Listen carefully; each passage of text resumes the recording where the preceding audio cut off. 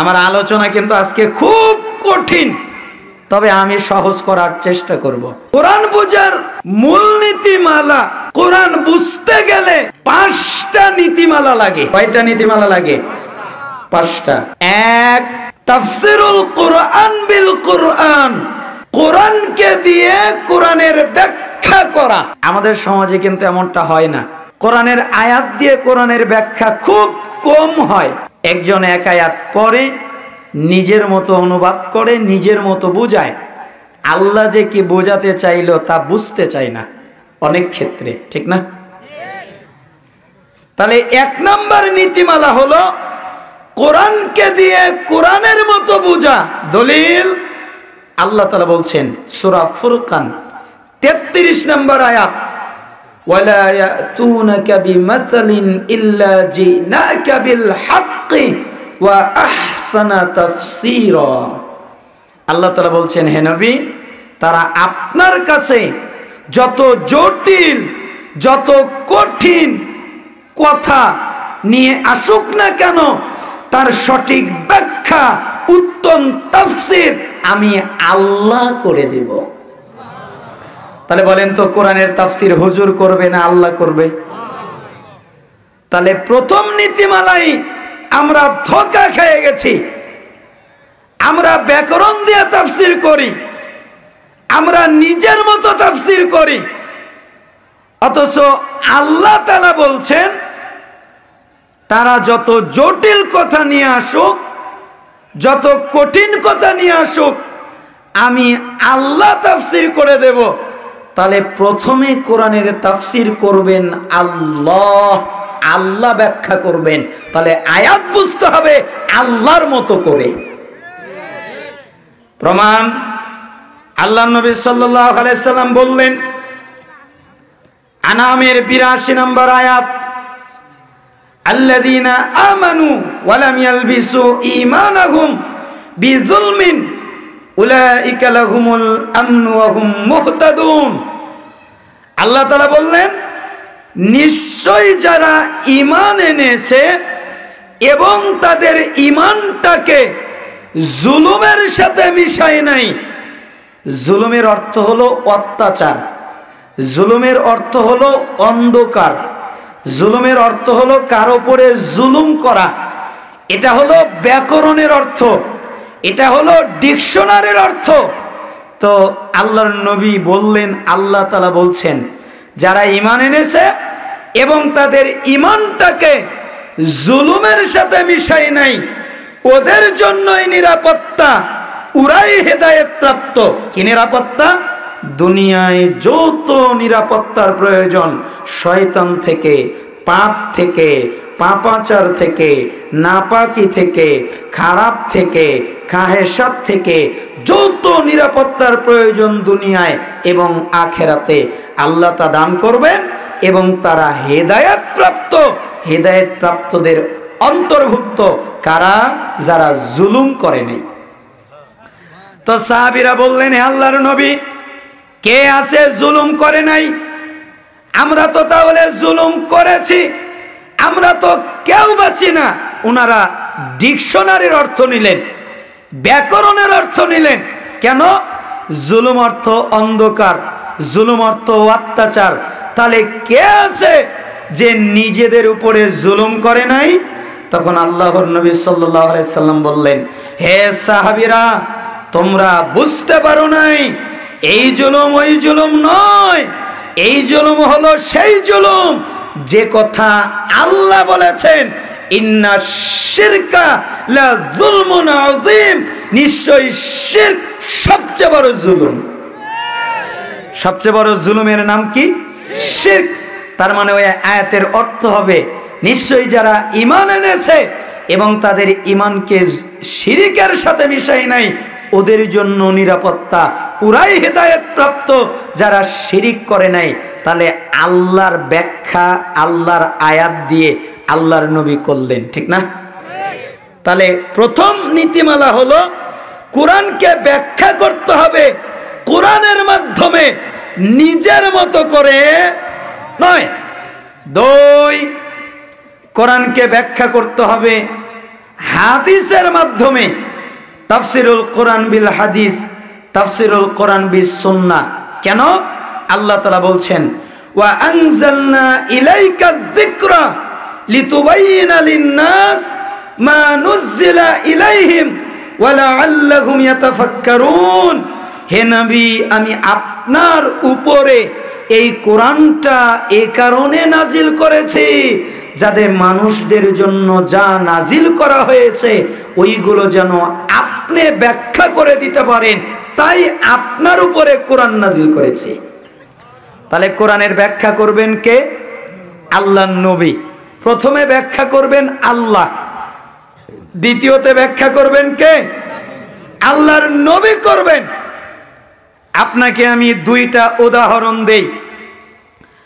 আল্লাহর নবী সাল্লাল্লাহু আলাইহি সাল্লাম সূরা আলে ইমরানের 102 নম্বর আয়াত পাঠ করলেন, ইয়া আইয়ুহাল্লাযীনা আমানু ইয়া আইয়ুহাল্লাযীনা আমানুত্তাকুল্লাহ হাক্কা তুকাতিহি ওয়া লা তামুতুন্না ইল্লা ওয়া আনতুম মুসলিমুন।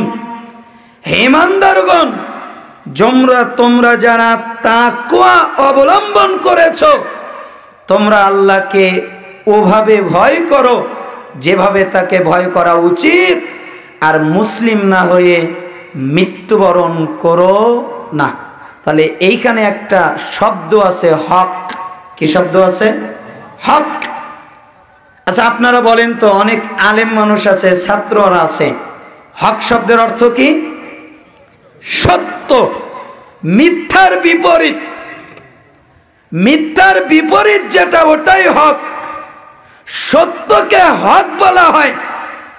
এটা হলো ডিকশনারির অর্থ, এটা হলো ব্যাকরণের অর্থ, এটা হলো গ্রামারের অর্থ।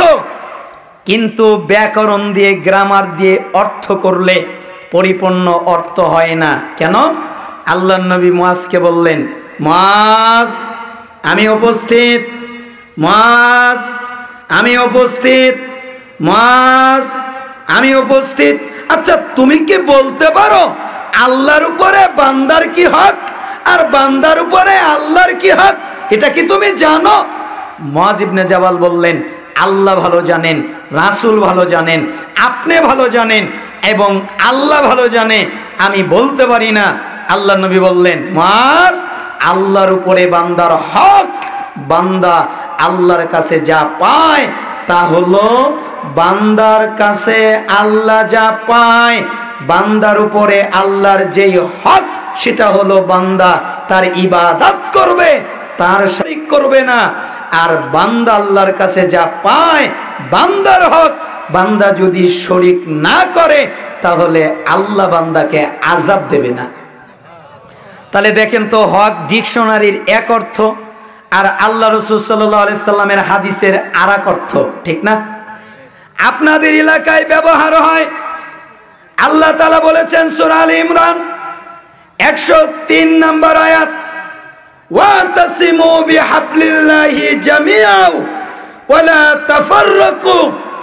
তোমরা আল্লাহর রশি, আল্লাহর রজ্জু, আল্লাহর রশি শক্ত করে আঁকড়ে ধরো, পরস্পরে বিচ্ছিন্ন হয়ো না। এই আয়াত আপনারা শোনেন নাই? অনেক শুনেছেন। এই আয়াতটা কিসের আয়াত জানেন? এটা হলো ঐক্যের আয়াত, এটা হলো দল ভাঙার আয়াত। আর আমাদের হুজুররা কি করে জানেন? এই আয়াত দিয়ে দল তৈরি করে, এই আয়াত দিয়ে দল বানায়, এই আয়াত দিয়ে দলাদলি করে। যে আয়াত দিয়ে ঐক্য করতে হয় না বুঝার কারণে ওই আয়াত দিয়েই দল তৈরি হয়। কিভাবে? বলে ঐক্যবদ্ধ হয়ে থাকা লাগবে। তো আপনি এক দলে আমি এক দলে, এটা কি মেলে? মেলে তো না। তো আপনি আমার দলে আসেন, আমরা সবাই মিলে ঐক্যবদ্ধ হয়ে কাজ করি। আরেকজন আবার বলে আপনার দল ঠিক নয়, আপনি আমার দলে আসেন, আমরা ঐক্যবদ্ধ হয়ে কাজ করি। আরেকজন বলে আপনারটা ঠিক নয়, আপনি আমার দলে আসেন, আমি ঐক্যবদ্ধ হয়ে কাজ করি। কেন? আল্লাহ বলেছেন তোমরা পরস্পরে ঐক্যবদ্ধ হয়ে কাজ করো, বিচ্ছিন্ন হয়েও না। তার মানে বোঝা যায় এই আয়াত দিয়ে দল করা লাগবে। এখন যে যে দল করে ওই দলের পক্ষে এই আয়াত ব্যবহার করে, ঠিক না? অথচ এই আয়াতটা তো আল্লাহর নবীর উপরে নাজিল হয়েছে, তাই না? তাহলে আয়াত কি আল্লাহর নবী বোঝে নাই? উনি কি না বুঝেই রেখে দিয়ে গেছেন? উনি কি ব্যাখ্যা করে নাই? তাহলে উনার ব্যাখ্যাটা কি? আল্লাহ নবী সাল্লাল্লাহু আলাইহি সাল্লাম বললেন, আলাইসা তাশহাদুনা আন লা ইলাহা ইল্লাল্লাহ ওয়াহদাহু লা শারীকা লা ওয়া আন্নী রাসূলুল্লাহ ওয়া আন্নাল কুরআনা জাআ মিন ইনদিল্লাহ। আল্লাহর নবী বললেন, তোমরা কি সাক্ষ্য দাও না আল্লাহ ছাড়া কোনো ইলাহ নাই? তোমরা কি বলো না তিনি এক একক অদ্বিতীয়? তোমরা কি বলো না আমি আল্লাহর রাসূল? তোমরা কি বলো না এই কোরআনটা আল্লাহর কাছ থেকে এসেছে? তখন সাহাবীরা বললেন, কুলনা নাআম, আমরা বললাম হ্যাঁ, আল্লাহ ছাড়া কোনো সত্যিকার ইলাহ নাই, তিনি এক একক অদ্বিতীয় এবং কোরআন আল্লাহর কাছ থেকে এসেছে, আপনি আল্লাহর রাসূল, এ কথা আমরা বলি। আল্লাহর নবী বললেন, ফাআবশিরু, তোমরা সুসংবাদ নাও, فإن هذا القرآن طرف بيدillah وطرف بأيديكم فتمسكوا به فإنكم لن تهلكوا ولن تضلوا بعده أبدا। তোমরা এই কোরআনকে আঁকড়ে ধরো। কেন? এই কোরআনের একটা রশি আল্লাহর হাতে, আর একটা রশি তোমাদের হাতে। তোমরা যদি এই কোরআনকে আঁকড়ে ধরো, কখনো গোমরা হবে না, কখনো ধ্বংস হবে না, কখনো পথভ্রষ্ট হবে না। তাহলে বলেন তো আল্লাহর নবী কি আঁকড়ে ধরতে বললেন? কোরআন। তাহলে ওই আয়াতের অর্থ হবে, তোমরা আল্লাহর রশিকে শক্ত করে আঁকড়ে ধরো, পরস্পরে বিচ্ছিন্ন হয়ো না। তার মানে আল্লাহর রশি হলো কোরআন, আর কোরআন থেকে বিচ্ছিন্ন হওয়া যাবে না। দলাদলি করার কথা আল্লাহর নবী বলে নাই। তাহলে কোরআন বুঝতে হবে কার মাধ্যমে? রাসূলের মাধ্যমে। প্রথমে বুঝতে হবে আল্লাহর মাধ্যমে, তারপরে বুঝতে হবে রাসূলের মাধ্যমে, তারপরে বুঝতে হবে সাহাবীদের মাধ্যমে। কেন? আল্লাহ তাআলা বলেছেন, লাকাদ কানা লাকুম ফি রাসূলিল্লাহি উসওয়াতুন হাসানা, তোমাদের জন্য রাসূলের আদর্শ উত্তম নমুনা। সাহাবীরা দেখেন, সাহাবীদের কথা যে মানতে হবে, তাবিদের কথা যে মানতে হবে, সূরা নিসার 115 নম্বর আয়াতে আছে। সময়কে শর্ট করার জন্য আমি পরিপূর্ণ ব্যাখ্যা করছি না, অল্প করে ছেড়ে দিচ্ছি। আল্লাহর নবীর সাহাবী ইবনে উমর, নাম শুনেছেন তাই না? ইবনে উমর রাদিয়াল্লাহু আনহু। আর হলো মুয়াবিয়া, নাম শুনেছেন না? ওনারা দুইজন হজ করার জন্য গেছে।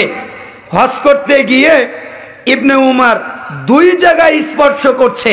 কোথায়? একটা হলো হাজরে আসওয়াদ, আর একটা হলো রুকনে ইয়ামানি। এই দুই জায়গায়, দুই কোণায় উনি স্পর্শ করছেন। আর মুয়াবিয়া রাদিয়াল্লাহু আনহু দুই কোণায় না, চার কোণায় হাত দিয়ে স্পর্শ করছেন, চার কোণায়। তো ইবনে উমর মুয়াবিয়াকে বললেন, আচ্ছা আমি আপনাকে দেখছি আপনি চার কোণায় স্পর্শ করছেন, অথচ আল্লাহর নবীকে দেখতাম উনি দুই কোণায় স্পর্শ করতেন, তা আপনি চার কোণায় কেন? তখন মুয়াবিয়া বলছে, ইবনে উমর বলো, আল্লাহর এই কাবা ঘরের কোন জায়গা অপবিত্র যে ধরা যাবে না? আচ্ছা, কাবা ঘরের কোন জায়গা অপবিত্র?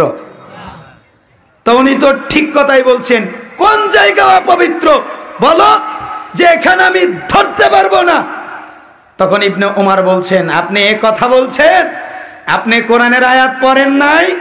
আল্লাহ তাআলা বলেছেন, লাকাদ কানা লাকুম ফি রাসূলিল্লাহি উসওয়াতুন হাসানা, তোমাদের জন্য রাসূলের আদর্শ উত্তম নমুনা।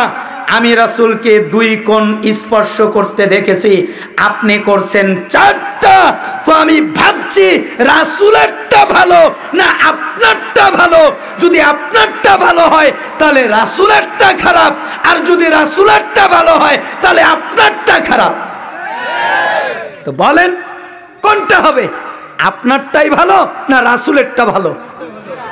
মুয়াবিয়া বলছেন তুমি তো জটিল কথা বলে ফেলেছো, আরে আমারটা তো ভালো হতেই পারে না, রাসূলেরটাই ভালো। আল্লাহর নবী যা করেছেন ওটাকেই মেনে নিলাম। এরা হলো সাহাবী, তার মানে সাহাবীরা যা করেছেন সাহাবীদের মতো করে কোরআন বুঝতে হবে, ঠিক না? সাহাবীদের বুঝ কত সুন্দর। জাবের রাদিয়াল্লাহু আনহু বলেন আল্লাহর নবী খুতবা দিচ্ছেন এবং খুতবা দেওয়ার সময় বললেন, হে লোকেরা তোমরা বসে পড়ো। ইবনে মাসউদ রাদিয়াল্লাহু আনহু দরজা দিয়ে ঢুকবেন, এখনো ঢোকেন নাই, যখন শুনেছেন আল্লাহর নবী বলেছেন বসতে, ঠাস করে ওই জায়গায় বসে পড়েছেন, মানে উনি আর ঢোকেনি নেই। কেন আল্লাহর নবী বসতে বলেছে, আমি যদি এবার দাঁড়াই হাঁটি তত বেদবি হয়ে যাবে। আল্লাহর নবী বলছেন ইবনে মাসউদ, আব্দুল্লাহ তুমি ওখানে বসছো কেন, দাঁড়াও, ভিতরে আসো। আল্লাহর নবী তাকে ডেকে ভিতরে নিয়ে নিলেন। এই হলো সাহাবী, তার মানে কোরআন বুঝতে হবে সাহাবীদের মতো করে। 4 কোরআন বুঝতে হবে তাবিদের মতো করে। 5 কোরআন বুঝতে হবে আরবি ব্যাকরণের মাধ্যমে। তাহলে কোরআন বুঝতে গেলে কয়টা মূলনীতি লাগে? 5টা। 1 কোরআন দিয়ে কোরআন বুঝতে হবে। 2 হাদিস দিয়ে কোরআন বুঝতে হবে। 3 সাহাবীদের মাধ্যমে কোরআন বুঝতে হবে। 4 তাবিদের মাধ্যমে কোরআন বুঝতে হবে। 5 আরবি ব্যাকরণ ভাষার মাধ্যমে কোরআন বুঝতে হবে। আল্লাহ তাআলা যেন আমাদের কোরআন বোঝার সূত্রাবলী বোঝার তৌফিক দান করে। এবারে দ্বিতীয় অংশ, এখানে ব্যাখ্যা করে আলোচনা শেষ করা যায়, কিন্তু আমি ছেড়ে দিলাম। দ্বিতীয় অংশ হাদিস বোঝার নীতিমালা। হাদিস বুঝতে গেলে 12টা নীতিমালা লাগে। কয়টা নীতিমালা লাগে? 12টা। কিভাবে হাদিস সহিহ হয়, জয়ীফ হয়, এটা আমি আপনাকে বোঝাবো না। আমি আপনাকে বোঝাবো একটা হাদিস অনুবাদ করতে গেলে, একটা হাদিস ওয়াজ করতে গেলে, একটা হাদিস মানুষের কাছে বলতে গেলে, একটা হাদিস আমল করতে গেলে 12টা নীতিমালা লাগে, তাছাড়া হাদিসের বুঝ সঠিক হয় না। কয়টা নীতিমালা লাগে? 12টা। আপনারা মজা নিয়ে বুঝবেন ইনশাআল্লাহ, আমি আশাবাদী। 1 হাদিসের ক্ষেত্রে সহিহ, জয়ীফ, জাল পার্থক্য করতে হয়। কেন? সহিহ হাদিস অনুযায়ী আমল করতে হয়, জয়ীফ আর জাল হাদিস ত্যাগ করতে হয়। আপনি যদি জয়ীফ আর জাল হাদিস ত্যাগ না করেন, সব যদি মেনে নেন, তাহলে আপনার আমল হযবরল হয়ে যাবে, তাই না? উলট পালট হয়ে যাবে। সহিহ হাদিস বলবে একটা আর জয়ীফ হাদিস বলবে আরেকটা। এই সমাজে যত বিশৃঙ্খলা, যত ঐক্য নষ্ট, যত আমলের বিভক্ত, যত ঐক্য নাই, একজনের সাথে আরেকজনের মিল নাই, এর মূল পয়েন্ট হচ্ছে জয়ীফ হাদিস, জাল হাদিস। যতগুলো কারণ আছে তার মধ্যে এটা একটা কারণ, জয়ীফ আর জাল হাদিস মানার কারণে ঐক্য নষ্ট হয়ে যাচ্ছে। আমলে আমলে মিল নাই। আপনার আকীদা একরকম, তার আকীদা একরকম। আপনারা নবীকে কিসের তৈরি বলেন? মাটির তৈরি, তাই না? এক শ্রেণীর লোক আছে তারা নবীকে মাটির তৈরি বলে না, কি বলে? তারা হলো নবী নূরের তৈরি। আপনি যদি তাদেরকে বলেন আপনারা দলিল ছাড়া চলেন, তাহলে কথাটা ঠিক হবে না। কেন? ওদেরও দলিল আছে। আপনারা যেমন দলিল বলেন, ওরাও তেমন দলিল বলে। হতে পারে আপনাদের দলিলটা সহিহ আর ওদের দলিলটা জাল, এই তো পার্থক্য, কিন্তু দলিল তো আছে। কি?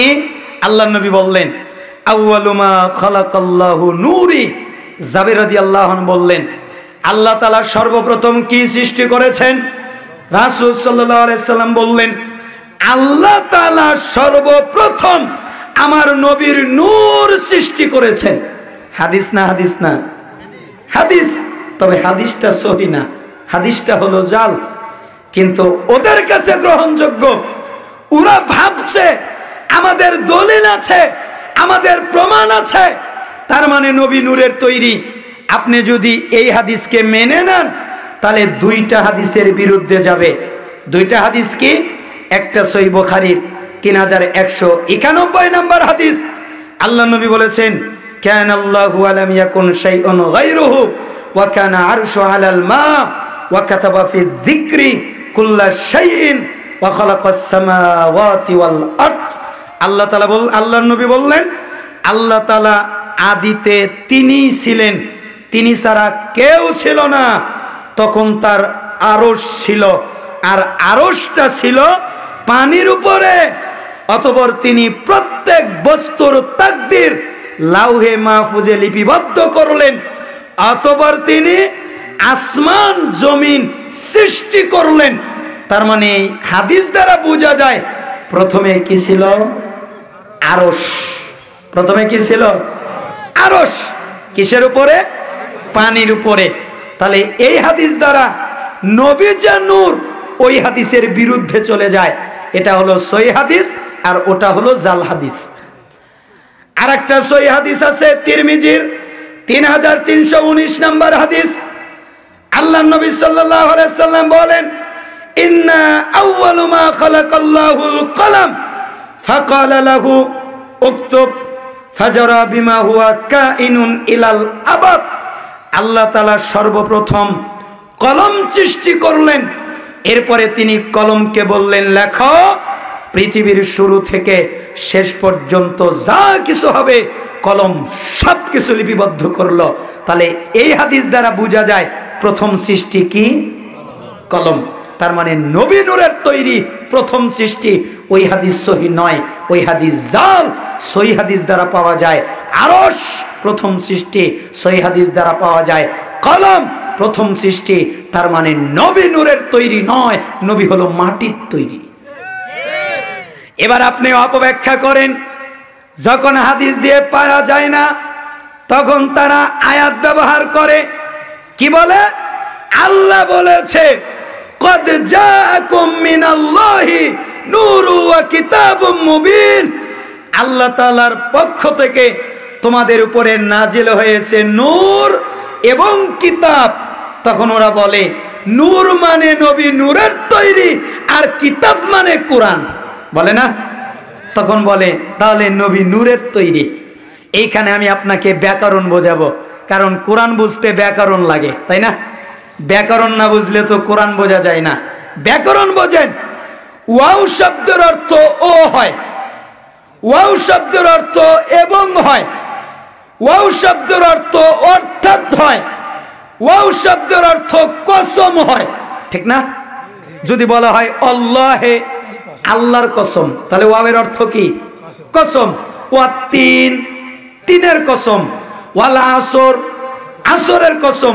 ওয়াল্লাযী নাফসি বিয়াদিহি, তার কসম যার হাতে আমার জীবন। তার মানে ওয়াওটা যদি আলিফ আর লাম এর আগে থাকে তাহলে ওয়াওয়ের অর্থ হয় কসম। ওয়াওটা যদি কোনো শব্দে থাকে, বাক্যে থাকে, আর ওই একই বাক্যে যদি বিহি এক বচনের জমির না থাকে তাহলে ওয়াওয়ের অর্থ হয় এবং, ওয়াওয়ের অর্থ হয় ও। কেন? এক বচনের জমির নাই। আর ওই একই শব্দে যদি এক বচনের জমির থাকে, কদ জাআকুম মিনাল্লাহি নূর ওয়া কিতাবুম মুবিন, এরপরে লাম আলিফ মানে ওয়াকফ করা যাবে না, এরপরে ইয়াহদি বিহি ত চিহ্ন, তার মানে ওয়াকফ করবে। বিহি আছে, বিহি হলো এক বচনের জমির, তার মানে ওয়াবের অর্থ এবং হবে না, কি হবে? অর্থাৎ। তাহলে এবার অর্থ হবে তোমাদের উপরে আল্লাহর পক্ষ থেকে এসেছে নূর, অর্থাৎ কিতাব। ওই নূরটাই কিতাব। ওই নূরটা কি? কিতাব। দলিল সূরা ইব্রাহিম 1 নম্বর আয়াত, লিতুখরিজান নাস মিনাজ যুলুমাতি ইলান নূর।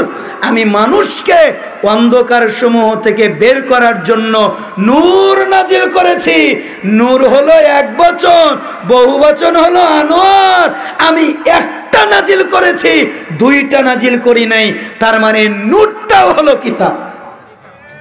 তার মানে নবী নূরের তৈরি নাই। আপনিই তো বলেন ওদের ময়দানে নবীজির দান মোবারক শহীদ হয়ে গেল, রক্ত বের হলো। তো নবী তো নূরের তৈরি, তো রক্ত আসলো কোন থেকে? রক্ত তো তার আসে যে রক্ত মাংসে গড়া মানুষ, ঠিক না? তাহলে বিভক্ত হয় কেন? জাল হাদিসের কারণে, জয়ীফ হাদিসের কারণে। এই জন্য সহিহ হাদিস মানতে হবে, জয়ীফ আর জাল হাদিস ত্যাগ করতে হবে। আচ্ছা, আপনাদের সমাজে আছে কিনা জানা নাই, আপনাদের এলাকায় আছে কিনা আমার জানা নাই। মসজিদে যখন জুমার খুতবা হয় তখন মাথার উপরে লাল বাতি জ্বালিয়ে দেওয়া হয় আর বলে দেওয়া হয় আপনারা কেউ সুন্নাতের নিয়াত করবেন না, কেন? আপনাদেরকে সময় দেওয়া হবে বলা হয়। আপনাদের এলাকায় আছে? হুজুরকে যদি বলা হয়, আমি অনেক হুজুরকে সার্চ করেছি, আপনি এই কথা বলেন কেন? উনি দলিল দিতে পারে নাই, কিন্তু আমার কাছে দলিল আছে। আমি হানাফি মাদ্রাসায় পড়াশোনা করা, তো এজন্য হানাফি দলিল আমার কাছে আছে। আমি তানকিহুল কালাম একটা কিতাব পড়েছিলাম, তার ভিতরে একটা হাদিস পড়েছিলাম। আল্লাহর নবী বলেছেন, লা তুসাল্লু ওয়াল ইমামু ইয়াখতুবু, ইমাম যখন খুতবা দেয় তখন তোমরা সালাত আদায় করবা না। ইমাম খুতবা দেওয়ার সময় কি করা যাবে না? সালাত আদায় করা যাবে না। হাদিস না? হাদিস না? হাদিস কে বললেন? আল্লাহর নবী বললেন। হুজুর দলিল দিতে পারে না, কিন্তু আমার কাছে দলিল আছে, আমি শুনিয়ে দিলাম। আল্লাহর নবী বলেছে, আপনি বলছেন এদিক সেদিক, আর আমার কাছে তো হাদিসই আছে। আল্লাহর নবী বলেছেন ইমাম যখন খুতবা দেয় তখন তুমি সালাত আদায় করবা না। তার মানে বাতি জ্বালিয়ে দিলাম, সালাত আদায় করা যাবে না, আপনারা বসে পড়েন। কিন্তু এই হাদিসটা জাল। হাদিসটা কি? জাল। তবে এটা হাদিস। এই হাদিসের বিরুদ্ধে হাদিস আছে। আপনি বুখারীতে যান, 930 নম্বর হাদিস খোলেন, 931 নম্বর হাদিস খোলেন। মুসলিমে যান, 2061 নম্বর হাদিস খোলেন। মিশকাতে যান, 1411 নম্বর হাদিস খোলেন। আল্লাহ নবী সাল্লাল্লাহু আলাইহি সাল্লাম বলেছেন, কি বললেন? একজন সাহাবী মসজিদে প্রবেশ করলো, আল্লাহর নবী খুতবা দিচ্ছিলেন, ওই লোকটা প্রবেশ করলো। আল্লাহর নবী লোকটাকে বললেন, আসল্লাইতা, এই লোক তুমি কি সালাত আদায় করেছো? ক্বালা লা, না আমি সালাত আদায় করি নাই। আল্লাহর নবী বললেন, কম, দাঁড়াও, ফাসল্লি রাকাতাইন, 2 রাকাত সালাত আদায় করো। তার মানে রাসূলের খুতবার সময় সালাত আদায় করা চলে, রাসূলের খুতবার সময় নামাজ আদায় করা চলে, রাসূলের খুতবার সময় সুন্নাত চলে। আর তুমি হুজুর এত দামি যে তোমার খুতবার সময় সালাতই চলে না। তার মানে তোমার খুতবা রাসূলের চাইতেও দাম, তাই না? তাই হয়ে গেল না? রাসূলের খুতবার সময় যদি সালাত চলে তো হুজুরের সময় চলবে না? তো জাল হাদিসের উপরে আমল করলে এরকমই হয়। এজন্য 1 নম্বর নীতিমালা হাদিসের ক্ষেত্রে সহিহ, জয়ীফ হয়। এক শ্রেণীর লোক আবার বলে, কি বলে? কয় হাদিস কি আবার জাল হয়? কয় হাদিস মানে কি? কয় রাসূলের কথা। আচ্ছা বলেন তো, রাসূলের কথা কি জাল হয়? আচ্ছা আপনাদের কাছে প্রশ্ন, টাকা জাল হয়? ভালো করে বলেন, হয়? আচ্ছা টাকাটা দেখতে কিসের মতো? গাছের পাতার মতো না? জাল তো টাকার মতো হবে কেন? টাকার মতোই। তারপরে ওটা কি? জাল। তো হাদিস যদি জাল বানায় কিসের মতো হবে? আগে এটা বোঝেন, টাকা যদি জাল হয় ওটা টাকার মতোই হবে, হাদিস যদি জাল হয় ওটা হাদিসের মতোই হবে। কেন? টাকা জাল কেন? অনুমতি দেওয়া হয় নাই, ও বিনা অনুমতিতে ছাপিয়েছে, তাই ওর টাকা জাল। হাদিস জাল কেন? আল্লাহর নবী বলে নাই, ও নিজে বানিয়ে আল্লাহর নবীর নামে চালিয়ে দিয়েছে, তাই ওটা হাদিস জাল। আপনি তো বলেন হাদিস জাল হয় না, তাহলে আপনাকে কয়টা হাদিস দেই মানতে পারেন কিনা? এক, দলিলও বলছি, বাইহাকি সুনানুল কুবরা 5823 নম্বর হাদিস। বাইহাকির সুনানুল কুবরা কয় নম্বর হাদিস? 5823 নম্বর হাদিস। রাসূল সাল্লাল্লাহু আলাইহি সাল্লাম বলছেন, লা জুমাতা ওয়ালা তাশরিকা ইল্লা ফি মিসরিন জামিন। গ্রামের লোকেদের জুমা নাই, গ্রামের লোকেদের তাশরিক নাই। গ্রামের লোকেদের কি নাই? আপনারা গ্রামের না শহরে? তাহলে আগামী জুমা থেকে আর জুমা পড়বেন না। গ্রামের তো আপনারা জুমা পড়ে কি করবেন? হাদিস তো জাল হয় না। আপনি তো বলেন জাল হয় না, হাদিস কি জাল হয়? যারা বলে জাল হয় না তো মানেন। আজ থেকে জুমা বাদ। কুরবানির ঈদের সময়ে তাশরিক পড়তে হয়। তাশরিক বাদ কাদের? যারা গ্রামে থাকে তাদের। শহরে যারা ওরা তাশরিক পড়বে, জুমা পড়বে, আর গ্রামের লোকের জুমাও নাই, তাশরিকও নাই। হাদিস তো জাল হয় না। আল্লাহর নবী সাল্লাল্লাহু আলাইহি সাল্লাম বললেন, আনা খাতিমুন নবীন, আমি হলাম শেষ নবী, লা নবিয়্যা বাদি, আমার পরে আর কোনো নবী নাই। কাদিয়ানীরা কি করলো? ওর সাথে একটু লাগায়া দিল, ইল্লা আইয়াশা আল্লাহ, আল্লাহ যদি চায়। আচ্ছা, আল্লাহ চাইলে নবী হতে পারে না? আল্লাহ চাইলে হতে পারে না? আল্লাহ চাইবেন না? কি মনে হয় চাইবেন না? আল্লাহ চাইবেন না নবী হক, কারণ মুহাম্মদ সাল্লাল্লাহু আলাইহি সাল্লাম শেষ নবী। কাদিয়ানীরা বলল, ওই খতম মানে আংটি, মুহাম্মদ হলো আংটিওয়ালা নবী, তার মানে উনি শেষ নবী নয়, আরেকটা শেষ নবী আসবে। তো যারা বলে হাদিস জাল হয় না, তো মানেন নবী শেষ নয়, আরেকটা আসবে। হাদিসের ভিতরে তো আছে, কেউ যদি সুন্দরী মেয়ের দিকে তাকায় তাহলে তার চোখের জ্যোতির পাওয়ার বেড়ে যায়। আচ্ছা বলেন তো, সুন্দরী মেয়ের দিকে তাকালে কি বেড়ে যায়? চোখের জ্যোতি বেড়ে যায়। তাহলে চোখের ডাক্তার দিয়ে হবে কি? তা আপনার ডাক্তারের প্রয়োজন নাই। তাহলে যার বাড়িতে সুন্দরী মেয়ে আছে ওই বাড়িতে যাবে আর মেয়ের দিকে তাকিয়ে থাকবে। কেন? চক্ষু ভালো হবে। হাদিস তো জাল, তাই না? তো যারা বলে হাদিস জাল হয় না, তাদেরকে আর কি দিয়ে বোঝাবো? হাদিস জাল হয়? হয়।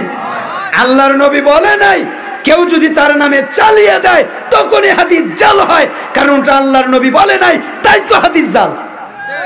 আল্লাহর নবী বললে কি জাল হয়? আল্লাহর নবী যেটা বলেন ওটা সহিহ হয়।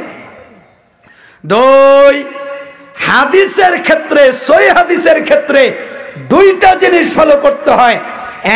এক, সহিহ অর্থ করতে হয়, সহিহ ব্যাখ্যা করতে হয়। হাদিস সহিহ, অর্থ জাল। হাদিস সহিহ, ব্যাখ্যা জাল।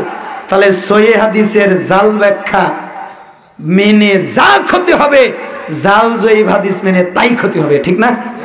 ব্যাখ্যা জাল, অর্থ জাল।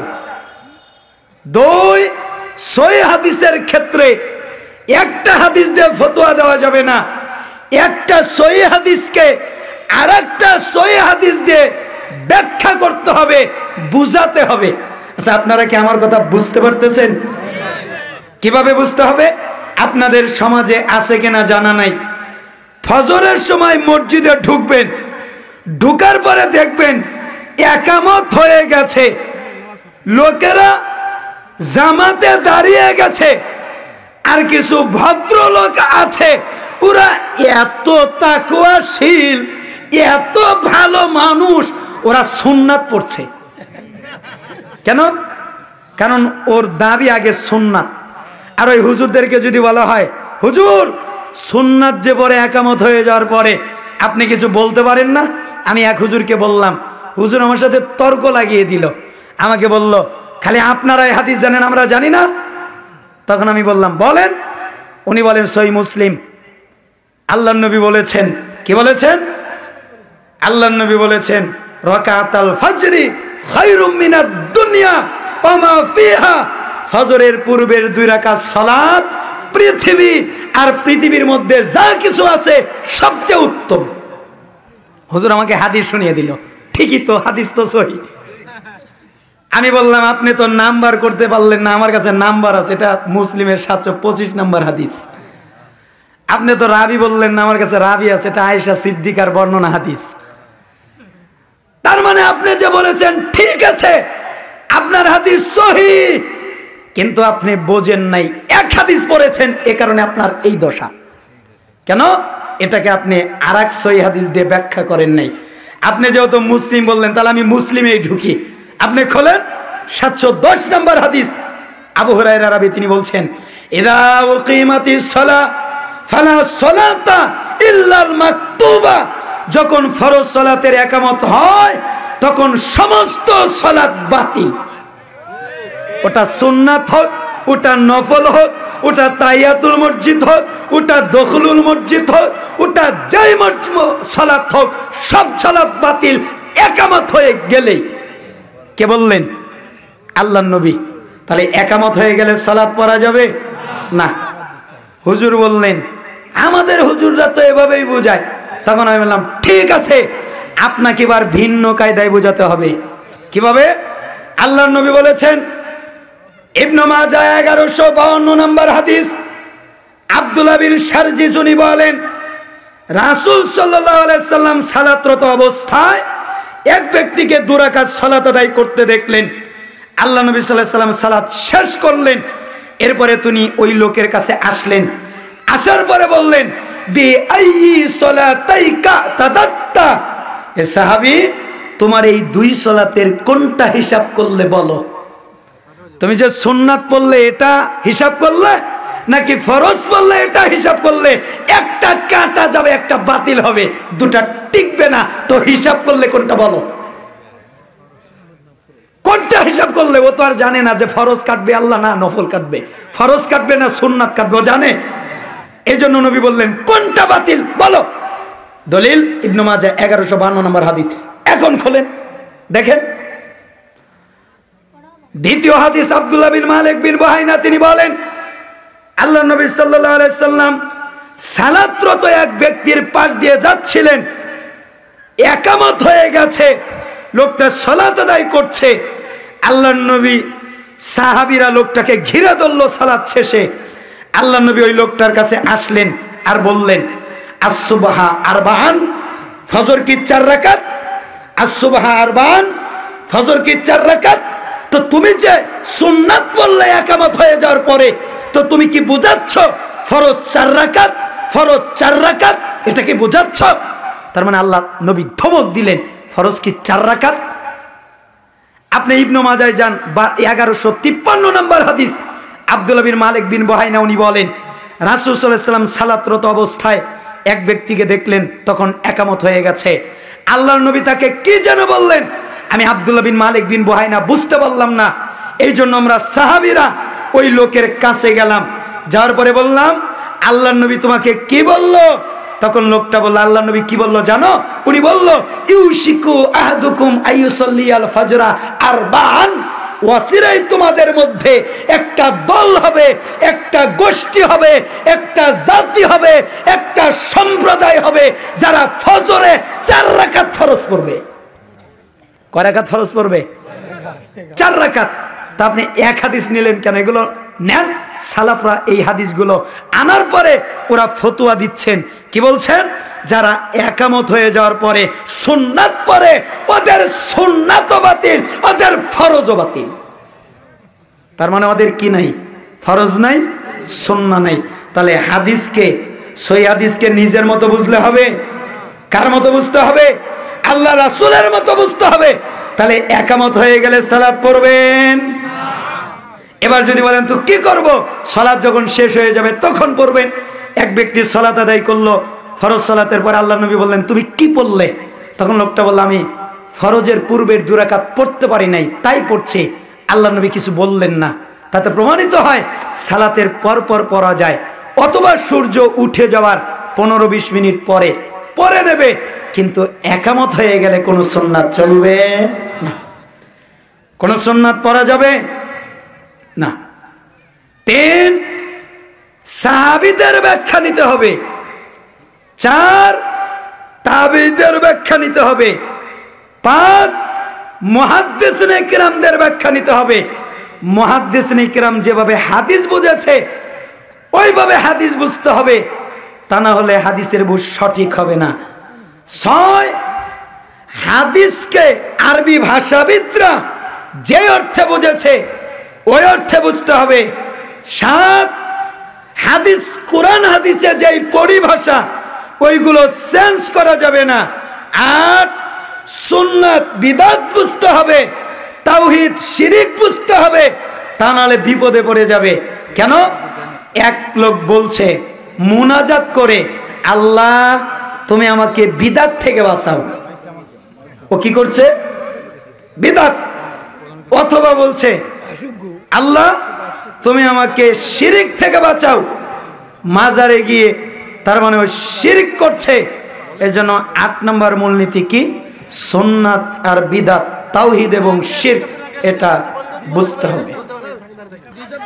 9 নম্বর মূলনীতি হচ্ছে হাদিসের ক্ষেত্রে একটা হাদিস পরে ফতোয়া দেওয়া যাবে না। আমার দিকে লক্ষ্য করেন, কয়টা হাদিস পরে ফতোয়া দেওয়া যাবে না? 1 হাদিস পরে ফতোয়া দেওয়া যাবে না।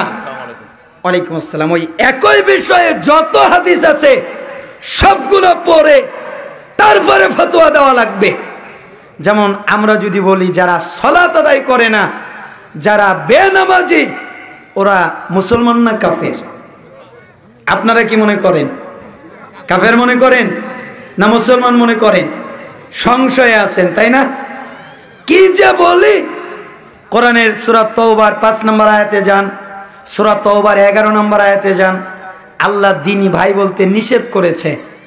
আপনি কোরআনে যান, আল্লাহ তাআলা বলছেন, হাদিসে যান, মিশকাতুল মাসাবির 61 নম্বর হাদিস আপনি যদি দেখেন, আল্লাহ নবী বলেছেন, ওয়ালা তাতরুকুস সালাতা মুতাআম্মিদান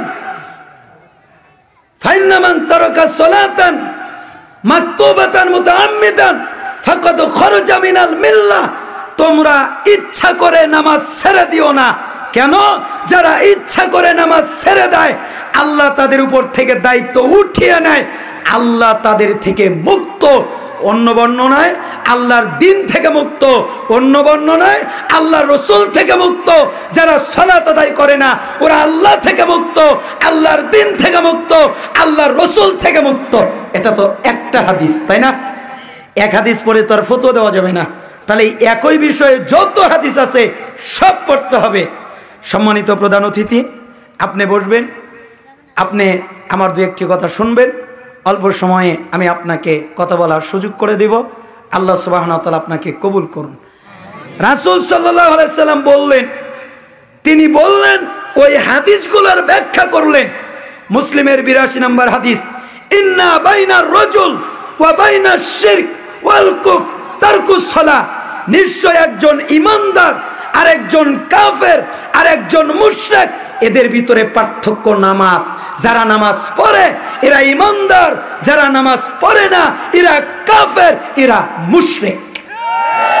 আপনি তিরমিজিতে যান, 2618 নম্বর হাদিস খোলেন, আল্লাহর নবী বলেন, বাইনাল কুফরি ওয়াল ঈমানি তারকুস সালাহ। একটা কাফের আর একটা ঈমানদার, এদের ভিতরে পার্থক্য নামাজ। যারা নামাজ পড়ে না এরা কাফের, এরা বেঈমান। যারা সালাত আদায় করে এরা ঈমানদার। আপনি তিরমিজিতে যান, 2621 নম্বর হাদিস, আল্লাহর নবী বলেন, আল-আহদুল্লাযী বাইনানা ওয়া বাইনাহুমুস সালাহ ফামান তারাকা ফাকাদ কাফার। আমাদের মধ্যে আর তাদের মধ্যে একটা চুক্তি আছে। কি চুক্তি? আমরা যারা ঈমানদার তারা সালাত আদায় করি, নামাজ পড়ি। তারা যারা কাফের তারা সালাত আদায় করে না, তারা নামাজ পড়ে না, তার মানে ওরা কাফের। ইবনে মাজাহ 1080 নম্বর হাদিস, আল্লাহ নবী বলেন, লাইসা বাইনাল আবদি ওয়াশ শিরকি ইল্লা তারকুস সালাহ ফাইজা তারাকাহা ফাকাদ আশরাক। আমাদের মধ্যে আমরা যারা ঈমানদার এবং যারা মুশরিক এদের ভিতরে পার্থক্য সালাত। অতএব যে সালাত ছেড়ে দিল ও শিরক করলো। আল্লাহ নবী বলেন, ইবনে হাতেম রাবি, ওয়ালা তাতরুকুস সালাহ মুতাআম্মিদিন ফাইজা তারাকা মুতাআম্মিদান ফাকাদ খারাজা মিনাল মিল্লাহ। তোমরা ইচ্ছা করে নামাজ ছেড়ে দিও না। যারা ইচ্ছা করে নামাজ ছেড়ে দেয় আল্লাহ তাদের উপর থেকে দায়িত্ব উঠিয়ে নেয়, আল্লাহর কোনো দায়িত্ব থাকে না। তারা ইসলাম থেকে, তারা ধর্মের গণ্ডি থেকে বের হয়ে যায়। তাহলে 1 হাদিসকে বুঝতে গেলে আর হাদিস দিয়ে বুঝতে হবে, তাই না? তাহলে এতগুলো হাদিস দ্বারা প্রমাণিত হলো যারা সালাত আদায় করে না ওরা কি ইমানদার? আপনাকে আমি একটা ঘটনা বলি। উমর ইবনুল খাত্তাব, তাকে হত্যা করার জন্য পায়তারা চলছে, কিভাবে তাকে হত্যা করা যায়, সময় তো পাওয়া যায় না। ভাবলেন উনি যখন সালাতে দাঁড়াবেন তখন ওনাকে মেরে ফেলা কঠিন, কেন সালাতে ওনার মনোযোগ হয়। এজন্য যখন সালাতে ফজরে 1 রাকাত পড়লেন, আর 1 রাকাত পড়তে পারে নাই, এজন্য ওই ঘাতক দাঁড়িয়ে আছে তাকে হত্যা করার জন্যে। যখন সালাতে দাঁড়িয়েছে তখন তার পেটে গিয়ে ছুরি দিয়ে আঘাত করেছে, ছুরিতে বিষ লাগানো। ওমর ইবনুল খাত্তাব রাদিয়াল্লাহু আনহু ঠাস করে জমিনে পড়ে গেছে। আরেকজন সাহাবী এসে সালাত আদায় করে নিয়েছে। পরবর্তীতে ওমর ইবনুল খাত্তাবের জ্ঞান ফিরে পেয়েছে। উনি বললেন না আমার ছেলে কোথায়, উনি বললেন না আমার স্ত্রী কোথায়, উনি বললেন না আমার পরিবার পরিজন কোথায়, উনি বললেন না আমার আত্মীয় স্বজন কোথায়, উনি কি বললেন? লোকেরা কি নামাজ আদায় করে নিয়েছে? মানে ঈমান দেখেন, নামাজ কি পড়েছে? সাহাবীরা বললেন হ্যাঁ, লোকেরা নামাজ পড়ে নিয়েছে। ওনার 2 চোখ দিয়ে টস টস করে পানি পড়ছে আর নিজেকে ধিক্কার দিচ্ছে আর বলছে আহ কি হবে আমার, হায় হায় হায় হায় কি হবে আমার। লা ইসলাম লিমান তারাকাস সালাহ, ওই ব্যক্তির ইসলাম নাই যে সালাত আদায় করে না। লা হাজ্জা ফিল ইসলাম লিমান তারাকাস সালাহ, ওই ব্যক্তির ইসলামে কোনো জায়গা নাই যে সালাত আদায় করে না। আমি উমর ইবনুল খাত্তাবের কি হবে? উনি 1 রাকাত অনিচ্ছা করে ছুটে গেছে, তাই উনি চিন্তা করছেন ওনার কি হবে। আর আপনি দৈনিক 5 ওয়াক্ত পড়েন না, আপনি বলেন নামাজ না পড়লে কি হবে, আমার ঈমান ঠিকই আছে, তাই না? আলী রাদিয়াল্লাহু আনহু বলেন মাল্লাম ইউসাল্লি ফাহুয়া কাফিরুন, যারা সালাত আদায় করে না কাফের। আব্দুল্লাহ বিন মাসউদ তিনি বলেন মাল্লাম ইউসাল্লি ফালা দীন লাহু, যারা সালাত আদায় করে না ওদের দিন নাই। তিনি আরো বলেন মান তারাকাস সালাহ ফালা দীন লাহু, যারা সালাত ত্যাগ করে ওদের দিন নাই। আবু দারদা তিনি বলেন লা ইসলাম লিমান তারাকাস লা ইসলামা লা সালাতা লা ইসলাম লিমান লা সালাতা লাহু, যেই ব্যক্তি সালাত আদায় করে না ওর ইসলাম নাই, ওর ঈমান নাই। ওয়ালা সালাতা লিমান লা উযু আলাহু, আর যে ব্যক্তি ওযু করে না ওর নামাজ নাই। ওযু ছাড়া যেমন নামাজ হয় না, নামাজ ছাড়া ঈমানদার হওয়া যায় না। এটা সাহাবীদের ফতোয়া। কোথায়? বাইহাকি 1559, বাইহাকি 6291, সহিহ তারগিব 574, সহিহ তারগিব 575-এ এই বর্ণনা রয়েছে। পরবর্তী প্রজন্ম তারা তাবি আব্দুল্লাহ বিন শাকিক তিনি বলেন কানা আসহাবু মুহাম্মদ সাল্লাল্লাহু আলাইহি সাল্লাম লা ইয়ারাউনা শাইআ মিনাল আ'মাল তারকু কুফরুন গায়রাস সালাহ, সাহাবীরা আমলের মধ্যে কোনো আমল ছেড়ে দেওয়াকে কুফরি মনে করতেন না, একমাত্র সালাত ছাড়া কেউ যদি সালাত ছেড়ে দিত তাহলে তাদেরকে কাফের মনে করত। দলিল তিরমিজি 2622 নম্বর হাদিস। তার মানে রাসূলের ফতোয়া, সাহাবীদের ফতোয়া, তাবিদের ফতোয়া অনুযায়ী যারা সালাত আদায় করে না এরা মুসলমান নয়, এরা ঈমানদার নয়, এরা বেঈমান, এরা কাফের, এরা মুশরিক, এরা অমুসলিম। তো এখান থেকে বোঝা গেল আপনি কি সালাত ত্যাগ করবেন, আদায় করবেন? সবাই রাজি আছেন? কে কে রাজি আছেন 2 হাত উঁচু করে দেখান। লিল্লাহি তাকবীর।